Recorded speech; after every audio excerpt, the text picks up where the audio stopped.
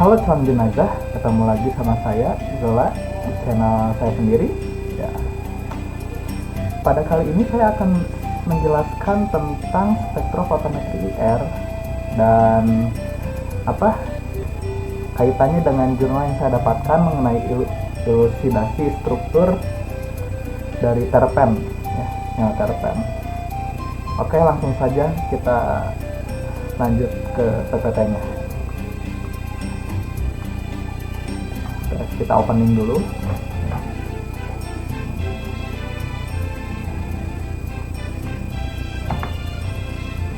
Pada menu kali ini yaitu yang pertama, apa itu spektrofotometer IR, lalu ada yang kedua yaitu prinsip spektrofotometer IR, lalu yang ketiga adalah istilah dan keterangan, lalu yang keempat adalah contoh spektrum, lalu jurnal golongan metabolit sekunder, lalu yang terakhir ada daftar pustaka ya.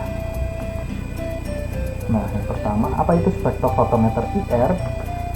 Nah, spektroskopi inframerah merupakan suatu metode mengamati interaksi molekul dengan radiasi elektromagnetik yang berada pada daerah panjang gelombang 0,75 sampai 1000 mikrometer. Radiasi elektromagnetik ditemukan pertama kali oleh James Clerk Maxwell yang menyatakan bahwa cahaya secara fisis merupakan gelombang elektromagnetik, artinya mempunyai vektor listrik dan vektor magnetik yang keduanya saling tegak lurus dengan arah rambatan. Metode spektroskopi inframerah ini dapat digunakan untuk mengidentifikasi suatu senyawa yang belum diketahui karena spektrum yang dihasilkan spesifik untuk senyawa tersebut. Metode ini banyak digunakan karena yang pertama cepat dan relatif murah, yang kedua dapat digunakan untuk mengidentifikasi gugus fungsional dalam molekul, lalu yang ketiga spektrum inframerah yang dihasilkan oleh suatu senyawa adalah khas dan oleh karena itu dapat menjadikan sebuah fingerprint atau sidik jari untuk senyawa tersebut. Oke. Lalu ada prinsip spektrofotometer IR. Prinsip spektrofotometer IR yaitu bila suatu senyawa diradiasi menggunakan sinar inframerah, maka sebagian sinar akan diserap oleh senyawa, sedangkan yang lainnya akan diteruskan. Serapan ini diakibatkan karena molekul senyawa organik mempunyai ikatan yang dapat bervibrasi atau bergetar. Nah, vibrasi molekul dapat dialami oleh semua senyawa organik, namun ada beberapa yang tidak terdeteksi oleh spektrofotometri meter inframerah. Nah, masing-masing ikatan akan mempunyai sifat yang khas. Jumlah frekuensi yang melewati senyawa diukur sebagai transmitansi. Sebuah presentase transmitansi bernilai 100 jika semua frekuensi diteruskan senyawa tanpa diserap. Oke. Lalu ada istilah dan keterangan. Nah, ini yang pertama itu detektor. Nah, di sini terlampir prinsip dari detektor itu sendiri ya. Ini materialnya NaCl. Nah, metal, besi ya. Nah, dua tipe utama di instrumentasi IR umum ini, instrumentasi IR yang umum yaitu detektor panas, yaitu termokopel, balometer, dan detektor fotokonduksi. Nah, termokopel itu ciri-cirinya dua lempeng logam yang sama disatukan pada ujung-ujungnya. Nah, lalu kemudian dipanaskan. Nah, panas logam mempunyai laju yang berbeda. Nah, lalu perbedaan potensial dibuat antara dua logam yang jenis mereka pada perbedaan temperatur. Nah, biasanya dibuat dengan menurunkan permukaan, lalu ditempatkan ke dalam tabung kosong dengan jendela transparan terhadap IR. Nah, ini tempatnya bukan gelas atau kuarsa. Nah, lalu tumbukan IR dan memanaskan satu dari kedua kawat. Nah, dapat menggunakan beberapa termokopel meningkatkan sensitivitasnya.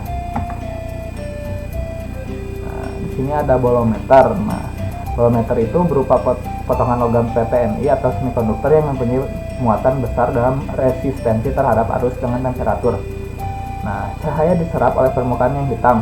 Nah, resisten meningkat dan arus menurun. Nah, bolometer ini sangat sensitif ya.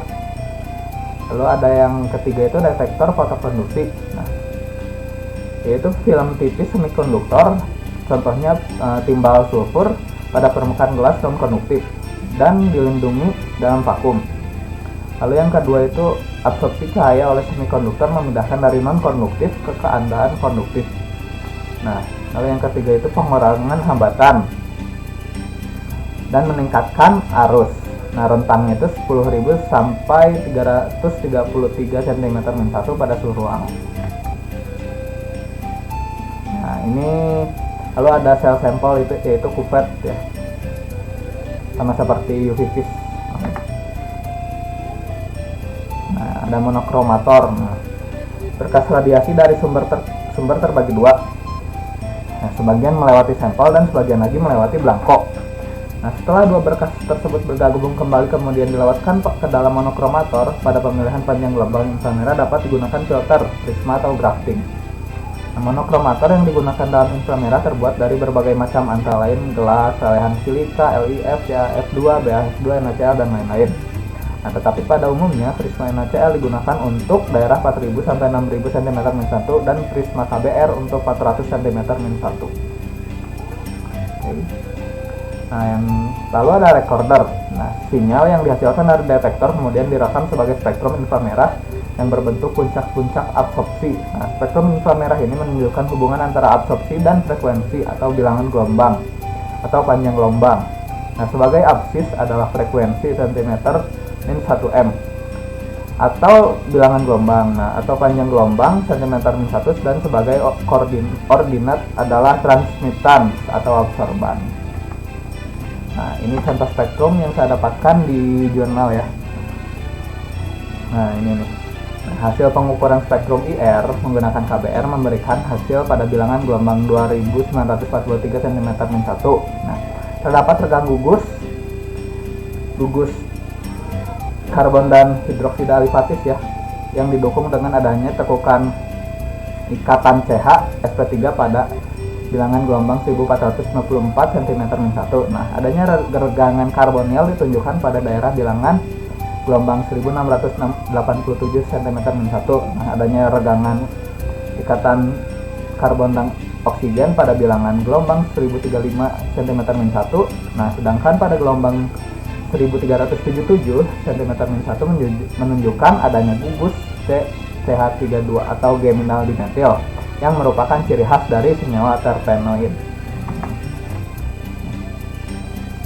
Lalu kita buka jurnal ya.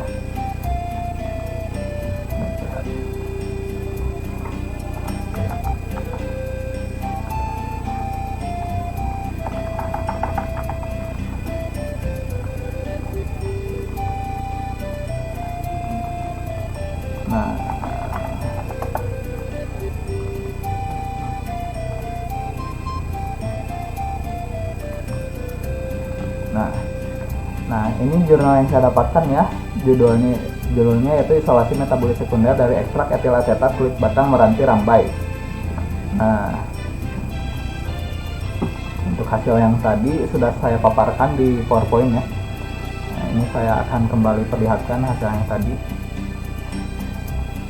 Nah, ini untuk gambar yang tadi dan ini untuk keterangannya. Nah, untuk kesimpulannya yaitu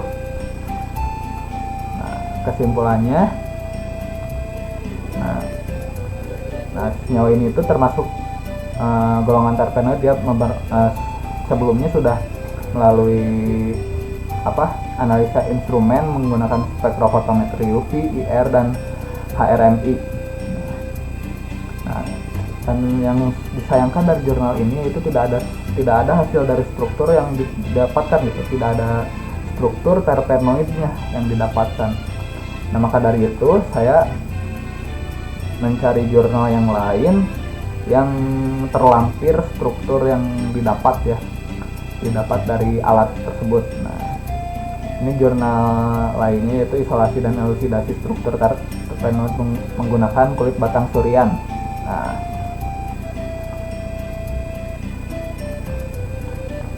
untuk contohnya seperti ini, cuman di sini tidak terlampir spektrum dari UV vis dan IR-nya. Nah, ini termasuk kekurangan jurnal ini juga ini. Nah, tapi di sini didapatkan struktur 3 hidroksi 4,7 enantiomer. Nah, ini contoh yang didapatkan dari spektrum hasil analisa hasil analisa dari spektrofotometer ya, termasuk spektrofotometer IR. Nah, ini untuk daftar pustakanya sudah terlampir di jurnal, daftar pustaka terkait. Oke, mungkin segitu dulu yang bisa saya paparkan. Semoga bermanfaat untuk semuanya. Terima kasih atas perhatiannya, dan jangan lupa sedekah. Terima kasih. Wassalamualaikum warahmatullahi wabarakatuh.